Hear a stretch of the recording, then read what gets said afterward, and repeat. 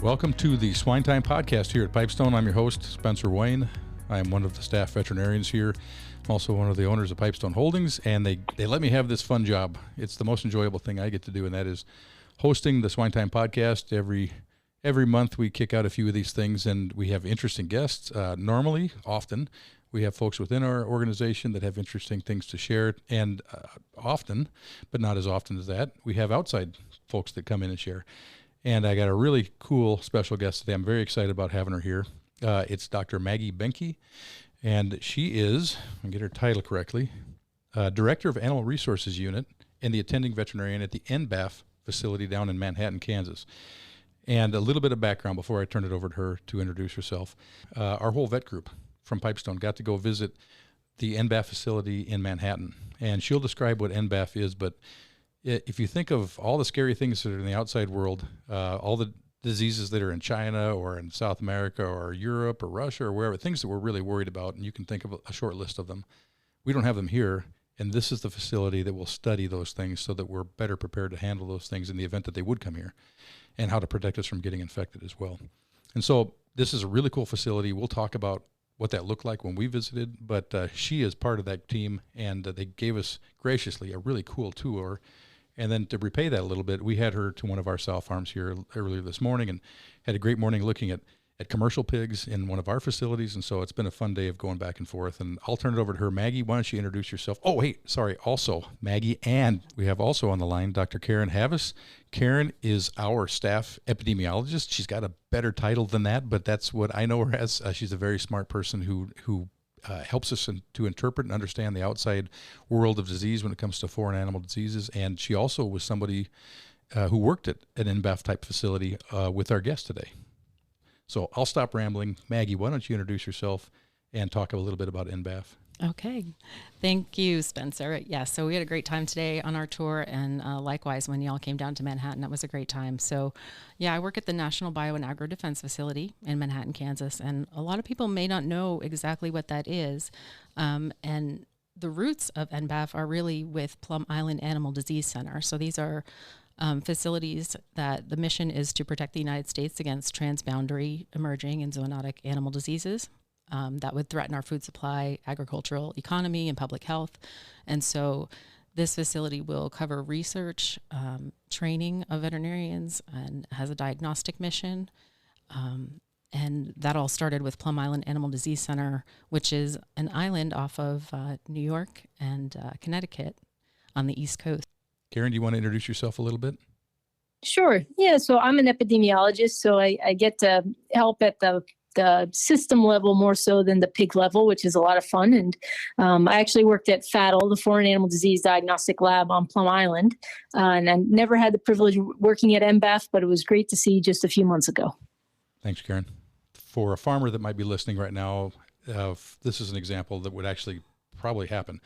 They'll get blisters on the nose, and they'll think, oh, maybe this is foot and mouth disease, and we'll take samples. And it usually turns out, or it always turns out, that is Seneca Valley virus, which is something we know we have here, but it looks like foot and mouth disease. Those samples get tested at Plum Island. It's a special place that does the testing for things that we're really worried about. And when you get worried about foreign animal diseases, it gets tested at Plum Island. Well, this is the replacement for Plum Island. It's not out in the New York City harbor.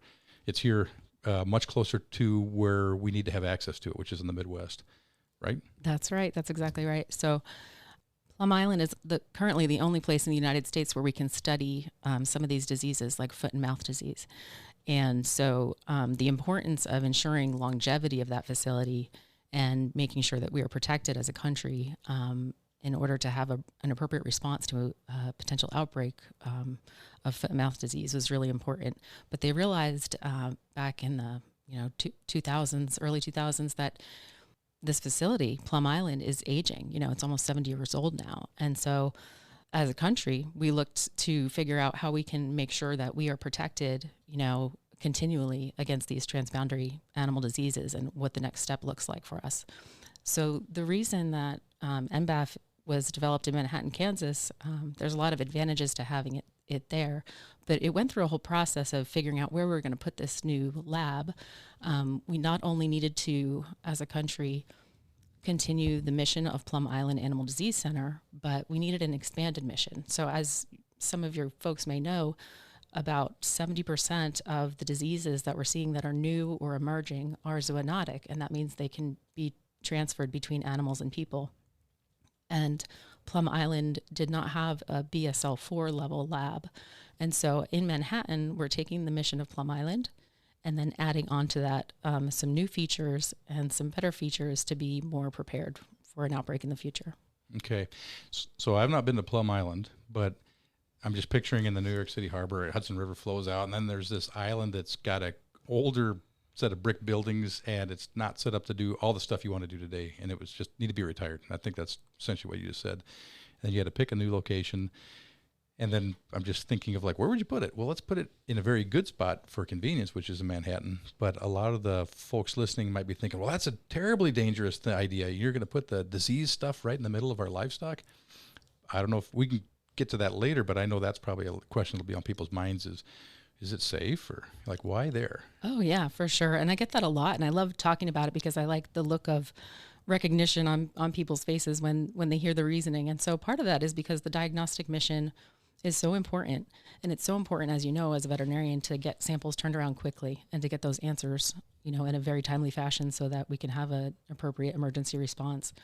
And so having NBAF, in the middle of the country, that decreases that, the time that a sample takes to get there. So if you have a suspect case on the West Coast, it's going to get to NBAF a lot faster than it's going to get to Plum Island. And so that's one of the reasons. But the other advantages of having NBAF in Kansas was part of the advantage was really leveraging the capabilities in the animal health corridor, as they call it there. So between Manhattan, Kansas and Columbia, Missouri, there's a lot of organizations and pharmaceutical companies and research labs in that area focusing on animal health. And so that gives a really good opportunity for us to have partnerships with some of those. And part of the new expanded mission is not only adding a BSL-4 lab, is a biologics development module. And so this would be a lab where if there is a good result from some science or research that's happening, they can quickly take that result and figure out how to get that into a vaccine that is marketable and available for the population of farmers that would need it. Okay. And so that kind of would speed development of drugs and countermeasures. Okay, just to the topic of safety for the organization or for the facility, we went through, and I'll comment a little bit about some things I saw. But when you say BSL-4, that's biosecurity level 4. But these are standards that have to get met. And this is the highest standard. So it's the most secure, least likely to ever have some kind of a leak of an organism out of it. Very high security for things leaking out. But as far as the robustness of the building, so just to let the listeners know, we toured the facility. And if you ever watched that Maxwell Smart TV show where what Maxwell Smart goes through door after door after door and everything gets closed behind you as you're walking through, it felt much like that. Doors would, on hydraulic cylinders, close behind you, and then you hear gaskets inflate. They would seal up, and you're thinking, this is amazingly secure. And they aren't thin doors. These aren't hollow foam plywood doors or something like you might have in your RV. These are incredibly thick steel and concrete doors that close, gasket seal, air seal. It's the most secure thing I can imagine. And I know when we went through, you mentioned something like it's made to withstand a F5 tornado for 2 hours, or there's some stat you gave. It wasn't quite 2 hours, but yeah, it is made to withstand an F5 tornado right on top of the building for 5 minutes. Okay. And that tornado hardening feature that we have at NBAF was part of the design. And in the research for the folks that were building this building, and there were some questions about, okay, how are we going to make sure this is safe from high wind events and weather events? Well, there's no standard for that. You can't just look that up and figure out what the building code needs to be to have a biosafety lab in a tornado zone. So they use Nuclear Regulatory Commission guidance, and so it's built built for a nuclear blast. Okay, even tougher than I thought. But there was no shortage of stainless steel and concrete that went into making this thing. It is amazingly thick walls, and everything looks like it's made like a tank. Yeah, it's an engineering marvel for sure, and it has to be, right? We really care about the safety of keeping these pathogens where they need to be. No one will ever work with a virus at NBAF that is not within a containment envelope. Mm-hmm. And so, and in many cases, they're working within an envelope within an envelope within an envelope. And so our protective measures, really, there's many of them, but they have to do with airflow and air filtration, directional airflows, and sealed rooms that have their own environment that are completely separated from each other. And, the security of the site itself is extremely important as well, as you can imagine. So nobody comes to NBAF without a good reason to come to NBAF. Yet they're still really open about what we do, and just to the fact that we were able to host y'all down there and show you the place. We have a really great team that cares a lot about what we do, and really safety is the number one. Yeah, and I should mention for the listeners to just realize we went down there before any animals are there. In fact, there's still no animals there now. It has not been stocked with any animals for any kind of research, except for mosquitoes, you said. So you've got mosquitoes in a mosquito growing part of the building, because they use that to study mosquito-borne viruses. But it was empty, and still is.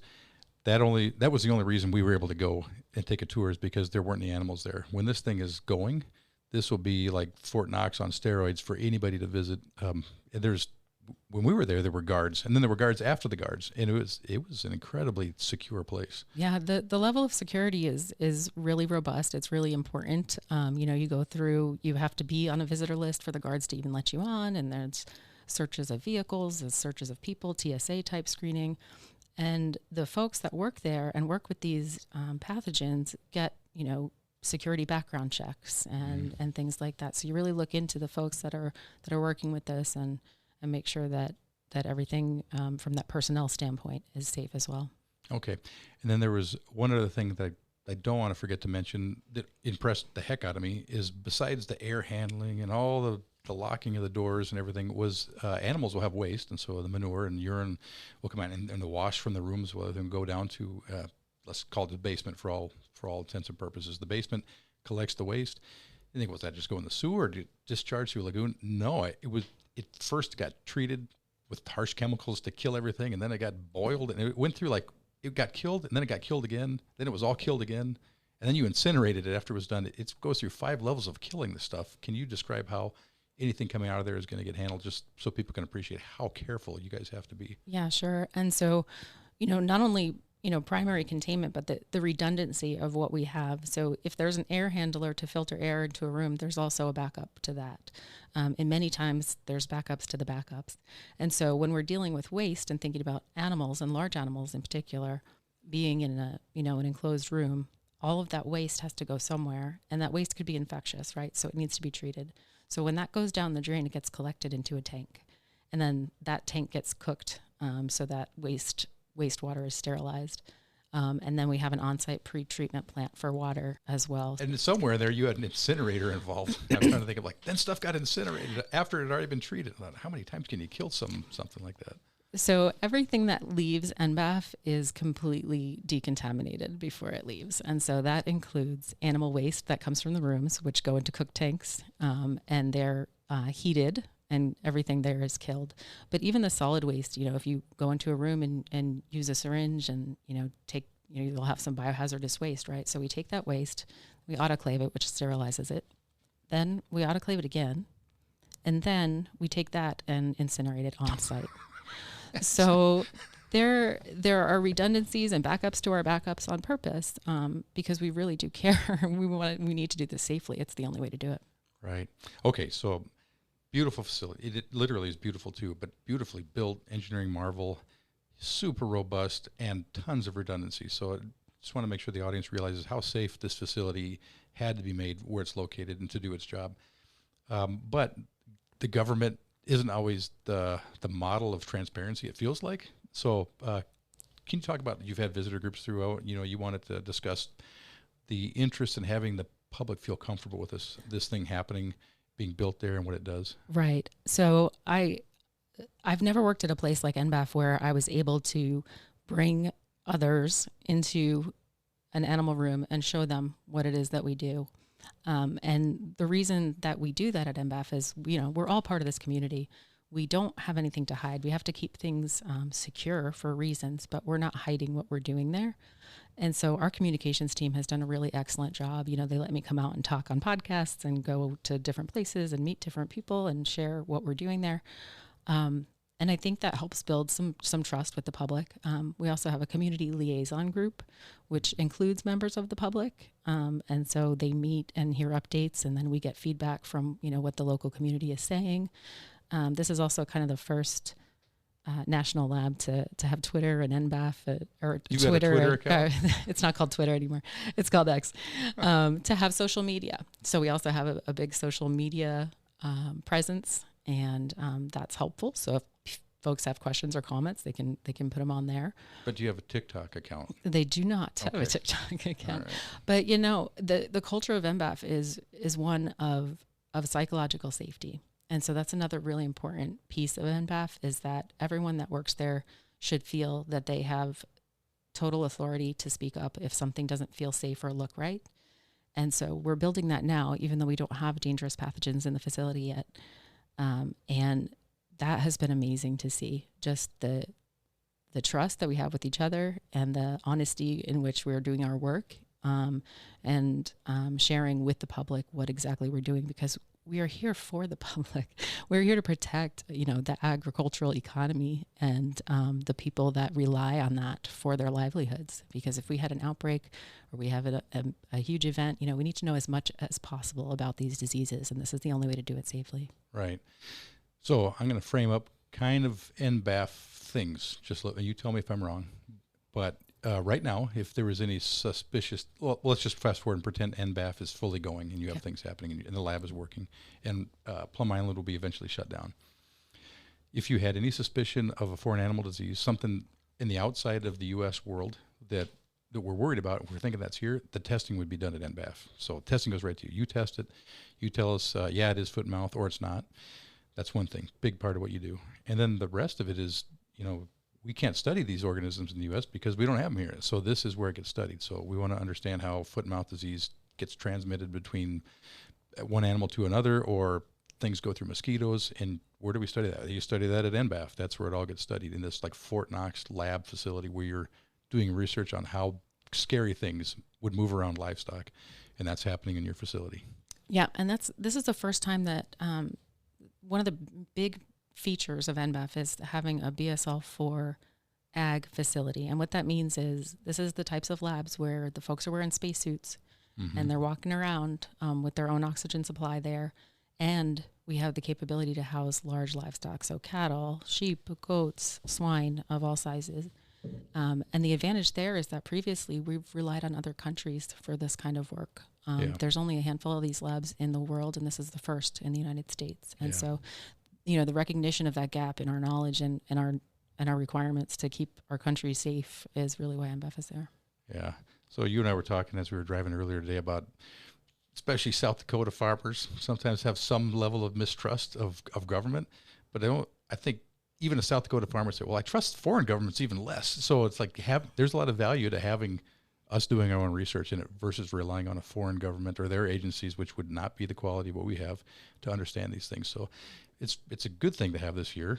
And I don't know, I'm really happy to have gotten to know you through that tour. And then today was a lot of fun going in and look at some commercial pigs. I feel bad because I left Karyn out of the conversation. Karyn, if you are still there and you have anything you'd like to add, I think it'd be probably appropriate to cover something I missed. Yeah, the only question I would have is, if I was a producer, I would wonder, what kind of diseases do we worry about that need our scientists to wear spacesuits? Like what kind of diseases, particularly for swine, if there are any you can think of that we need more research on, and what is the real threat of those coming to the United States? So the unit that works on that is the Zoonotic and Emerging Disease Research Unit, and that's who will be in the BSL-4. And so the types of diseases they could study in there would be things like Ebola or Nipah virus, Hendra viruses, Crimean Congo hemorrhagic fever. So diseases that can infect humans and livestock, and that we haven't had because the other BSL-4 labs, our ag labs, are not as large as ours. haven't had the chance to study at all yet. So there's a lot of uncharted territory for a lot of these diseases, just of how they're passed through the reproductive system, or how they're transmitted cross species, or things like that. So that's what those scientists are jazzed up about, finding out and learning for sure. Mm-hmm. Hey, I forgot to ask earlier, do you have any stats on how big of a facility, what's the footprint of this facility and how many people work there? I forgot to ask that. Oh, yeah, sure. So when we're all up and running 100%, we'll have about 400 employees. Right now, we're stocked at about 300. Wow. And so that's scientists, support staff. We have operations units and science units. So we have all the scientists there getting ready to do their stuff. But, they need somebody who knows about the facility, who can, take care of any facility issues. We need just normal infrastructure of HR. So we have administrative units. We have the animal resources unit, which my unit is responsible for the welfare of the animals at NBAF and those that we use in research. And so we've got technicians and caretakers and veterinarians that are there to attend to those animals and to support the scientists in their work. It's big. The listeners should just appreciate that. It's a huge facility, massive chunk of concrete and steel, and in a beautiful skin. It's somebody gets style points for how they designed it too. It's a very pretty facility. It's a nice place to work and to walk up every day, and it looks nice, and all the features are. They do double duty, right? We've got safety features, but even the safety features are aesthetically pleasing on the outside for sure. Yeah. All right. I think we covered everything very well. Karyn, unless you got something else you think would be a good question to ask Maggie, I think we could probably wrap it up. Anything that I forgot? No, I think that covers it. Okay. Thanks for letting me be involved. Yeah. Thank you, Karyn. Maggie, thank you so much for being here. Very much appreciate you taking the time out of you already have a busy day, but you took some time to come up and spend with us. It was fun hosting you, fun having supper last night and get to know you a little bit better, and fun going through the farm today. I want to thank our listeners too for tuning in. And if you would have any questions about this, you can shoot me a call if you want. I could probably put you in touch with somebody that knew answers. But yeah, absolutely. I mean, we have a website that they can go to, and it's probably just nbaf.gov. And the communications team monitors that. So if there's any concerns or questions, or just have an interest in learning more about what we do, then definitely reach out to them. They're just real people, just like us. NBAF, NBAF, nbaf.gov. Okay. Thank you, Maggie. Appreciate it. Thank you so much. Thanks to our listeners. Tune in next time for the next episode of the SwineTime Podcast. The SwineTime Podcast was created for the pork industry and individual pork producers around the country. Hosted by me, Dr. Spencer Wayne with Pipestone Veterinary Services, the podcast contains pork industry news, advancements in animal care, and how to enhance your productivity. Find the SwineTime Podcast at www.pipestone.com or on your favorite listening platform.